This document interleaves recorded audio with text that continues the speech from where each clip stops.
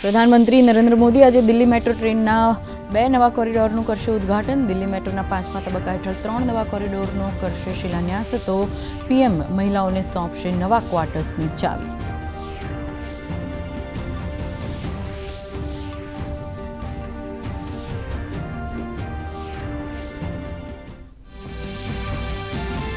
રાષ્ટ્રપતિ દ્રૌપદી મુર્મુના અપમાન પર પશ્ચિમ બંગાળના સીએમ મમતા બેનર્જીને ઘેરવાના પ્રયાસ.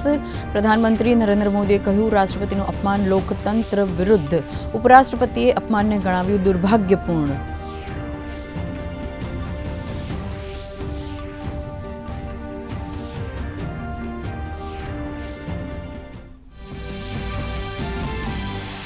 આજે આંતરરાષ્ટ્રીય મહિલા દિવસે રાષ્ટ્રપતિ દ્રૌપદી મુર્મુએ મહિલાઓને પાઠવ્યા અભિનંદન. મહિલા દિવસની પૂર્વ સંધ્યાએ રાષ્ટ્રપતિએ કહ્યું, શિક્ષિત, આત્મનિર્ભર અને સશક્ત મહિલાઓ કરી શકે છે ગતિશીલ રાષ્ટ્રનું નિર્માણ. રાષ્ટ્રપતિ આજે યોજાનારા વિવિધ કાર્યક્રમોમાં આપશે હાજરી.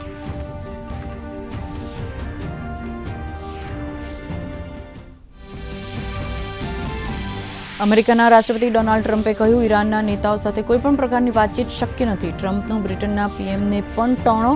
કહ્યું, અમારે તેમની જરૂર નથી.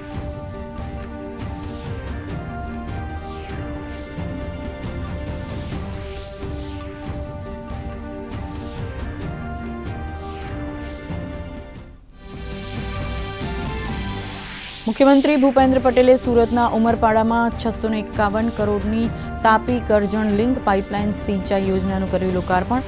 73 ગામોની 54,000 એકર જમીનને મળશે સિંચાઈનું પાણી. અંબાજીથી ઉમરગામના આદિજાતિ પટ્ટામાં શિક્ષણ, આરોગ્ય, રોડ, ઇન્ફ્રાસ્ટ્રક્ચરના કામોને મળશે વેગ. રાજ્યની મહાનગરપાલિકાઓમાં નવા વહીવટદારોને સોંપાયો ચાર્જ. એએમસીમાં અગ્ર સચિવ મુકેશ કુમાર, વીએમસીમાં જીયુવીએનએલના એમડી શાલિની અગ્રવાલને, એસએમસીમાં અગ્ર સચિવ મિલિંદ તોરવણે, તો બીએમસીમાં સચિવ હર્ષદ પટેલને સોંપાઈ જવાબદારી.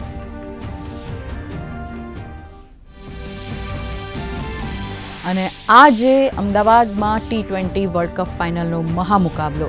અમદાવાદના નરેન્દ્ર મોદી સ્ટેડિયમમાં ભારત અને ન્યૂઝીલેન્ડ વચ્ચે ટક્કર. ભારત ઇતિહાસ રચવાના ઈરાદે ઉતરશે મેદાને.